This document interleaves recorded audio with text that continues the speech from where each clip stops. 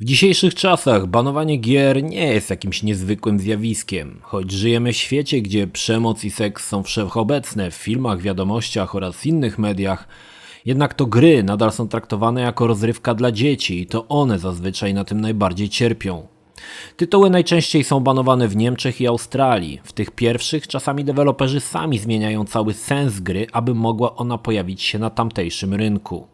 To tutaj powstały takie cuda jak Carmageddon, gdzie rozjeżdża się roboty, czy Call of Duty Modern Warfare 2, gdzie w misji Russian Only zastrzelenie jakiegokolwiek cywila na lotnisku kończyło grę jako nieudaną. Gracze z Australii mają jeszcze gorzej. W 2015 roku wskutek wprowadzenia nowych, bardziej restrykcyjnych przepisów przez 4 miesiące zbanowano 220 tytułów. Natomiast w Grecji przez pewien czas były zakazane wszelkie gry wideo. W tym filmie zapoznacie się z 10 grami zbanowanymi lub wycofanymi ze sprzedaży z mniej lub bardziej dziwnych powodów.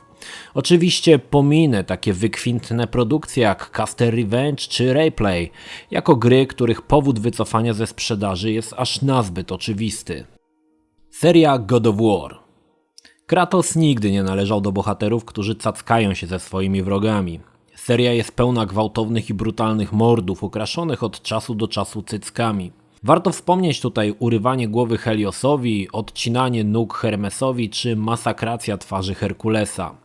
Jednak ogrom gwałtowności i krwawych scen nie był przyczyną zbanowania gry w Arabii Saudyjskiej.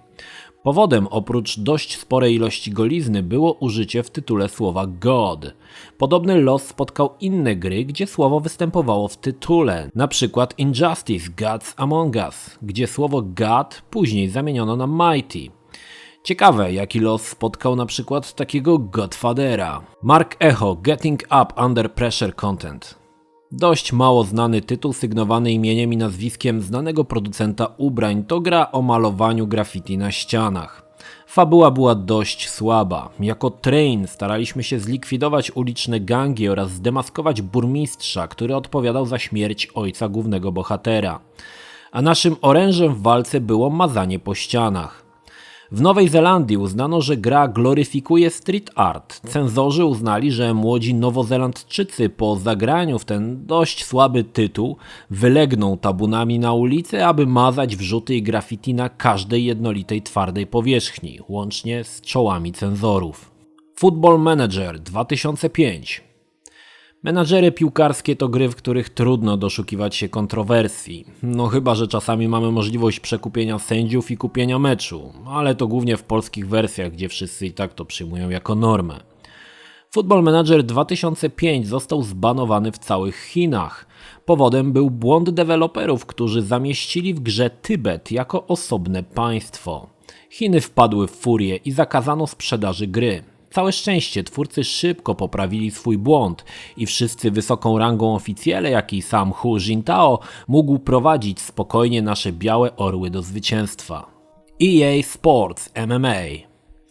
Walki MMA nie należą do najłagodniejszych. Okładanie się po pyskach w heksagonalnej klatce jednak ma sporo fanów i jest to sport niezwykle popularny. Nic dziwnego, że gra oparta na znanej licencji w końcu musiała się pojawić. Jednak wydana przez EA gra MMA została zbanowana w Danii. Czyżby za dużo brutalności, podduszeń, krwi i obitych facjat? Nie. Powodem było zamieszczenie w grze reklam energy drinków firmy Rockstar. W Danii obowiązuje zakaz reklamowania tego typu specyfików, więc pokazywanie w grze tego niewątpliwego dzieła szatana obudziło cenzorów, którzy zabronili wpuszczania gry do ojczyzny klocków Lego, gdzie każdy Lego ludek jest żółtkiem. Saints Row 4. Seria Saints Row nie stroni od rubasznego humoru, podtekstów i wykręconych bohaterów. Jednak w Australii cenzorskie oko zatrzymało się na niepozornej nazwie jednej z broni dostępnych w grze.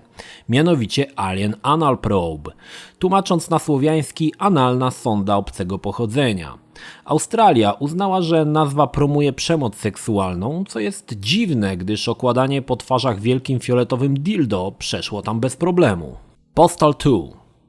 Postal nie należy do serii gier, które unikają kontrowersji. Bezsensowna przemoc, brutalność i bezzasadna masakra towarzyszą jej od samego początku. Nic więc dziwnego, że gra została zakazana w Nowej Zelandii. I w sumie jeśli na tym zakazaniu by się skończyło, to wydarzenie nie różniłoby się niczym od innych tego typu. Jednak ciekawe jest to, że jeśli policja znajdzie u ciebie kopię Postal 2, możesz iść do więzienia na 10 lat lub wpłacić bagatela $250,000 grzywny. Śmieszne? Nie, śmieszne to jest to, że w Nowej Zelandii powołano ministra do spraw Władcy Pierścieni. Assassin's Creed. Pierwsza część Assassin's Creed wprowadzała arabskiego bohatera Altaira ibn al-Ahada, który walczył na Ziemi Świętej z templariuszami w czasie III Krucjaty. Altair tłukł Europejczyków, wbijał im noże pod żebro i ogólnie gonił ich okrutnie. Jednak w Arabii Saudyjskiej stwierdzono, że Assassin's Creed ukazuje w złym świetle Arabów. Gra została zbanowana na 2 tygodnie. Po tym jednak prawdopodobnie koks przestał działać i ban został zniesiony. Rule of Rose. Gra Atlusa to niewątpliwie bardzo dojrzała produkcja. Ubrany w szaty survival horroru przedstawia dość trudne i niewygodne elementy, do których gracze nie przywykli. Nic więc dziwnego, że została ona zaatakowana przez rządy krajów europejskich. W tytule są sceny przemocy dziecięcej, czy też podtekstów seksualnych ocierających się o pedofilię. Gra została zakazana w Wielkiej Brytanii, choć uznano tam to za nonsens. Warto jednak wspomnieć, że cegiełkę dołożyła też Polska, gdzie Ministerstwo Edukacji Narodowej na wieść o tym, że ta obrzydliwa gra trafi do naszego wspaniałego, bogobojnego kraju, złożyła wniosek do prokuratury. No bo gdzie indziej. Trailkill. Rzadko się zdarza, aby grę zbanował sam wydawca. Tak się stało z Trailkill, która miała się ukazać w 1998 roku na PlayStation. Tytuł miał być bijatyką, gdzie 4 wojowników walczy ze sobą na jednej arenie. Postacie w grze były fizycznymi odzwierciedleniami chorób psychicznych i zła ukrytego w człowieku. Każda z postaci była mordercą, jednak nie to zwróciło uwagę wydawcy.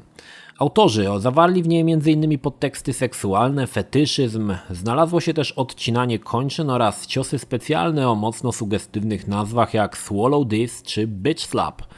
EA stwierdziło, że nie wyda tak bezsensownej i brutalnej gry, kasując projekt, który był już praktycznie ukończony. Grę można znaleźć jednak w necie w swojej bootlegowej wersji. EA, dumne z tej decyzji, wydało później tak pobożne i bogobojne tytuły jak Dante's Inferno, Dead Space, Def Jam czy Dungeon Keeper 2, gdzie na okładce była... no właśnie... Limbo of the Lost. Limbo of the Lost było tworzone jeszcze na Amigę od roku 1993. Gra ukazała się dopiero 15 lat później na komputery PC. Ta typowa przygodówka stała się szybko sławna za sprawą serii plagiatów. Autorzy umieścili w grze lokacje, przedmioty, postacie, a nawet animacje powycinane z innych gier, seriali czy filmów. Wśród nich znajdziemy takie pozycje jak Spawn, Piraci z Karaibów, a także gry Thief, Unreal, Oblivion, World of Warcraft, Diablo.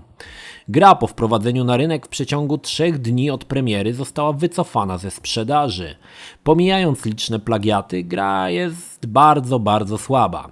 Jednak historia dopisała do Limbo of the Lost ciekawe postscriptum. Aktualnie gra jest absurdalnie trudna do zdobycia, a koszty kupna wersji gry wydanej przez Tri Synergy na aukcjach wynosi około $1200.